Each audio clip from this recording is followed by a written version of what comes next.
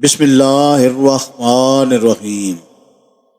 اس بیان میں کہ کیا عورتوں کی تعلیم کے لیے کوئی خاص دن مقرر کیا جا سکتا ہے، ہم سے آدم نے بیان کیا، ان سے شعبہ نے، ان سے ابن الاصبہانی نے، انہوں نے ابو صالح ذکوان سے سنا، وہ ابو سعید خدری رضی اللہ تعالی عنہ سے روایت کرتے ہیں، یہ عورتوں نے رسول اللہ صلی اللہ علیہ وآلہ وسلم سے کہا کہ آپ صلی اللہ علیہ وآلہ وسلم سے فائدہ اٹھانے میں مرد ہم سے آگے بڑھ گئے ہیں، اس لیے آپ اپنی طرف سے ہمارے واعظ کے لیے بھی کوئی دن خاص فرما دیں۔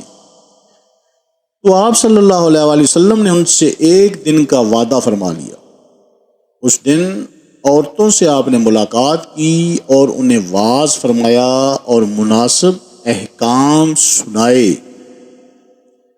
جو کچھ آپ صلی اللہ علیہ وآلہ وسلم نے ان سے فرمایا تھا، اس میں یہ بات بھی تھی کہ جو کوئی عورت تم میں سے اپنے 3 لڑکے آگے بھیج دے گی تو وہ اس کے لیے دوزخ سے پناہ بن جائیں گے۔ اس پر ایک عورت نے کہا، اگر 2 بچے بھیج دے؟ آپ صلی اللہ علیہ وآلہ وسلم نے فرمایا، ہاں، اور 2 کا بھی یہ حکم ہے۔ اللہ تعالی ہمیں احادیث مبارکہ پر عمل کرنے اور اس پیغام کو ہر انسان تک پہنچانے کا ذریعہ بنائے۔ آمین یا رب العالمین۔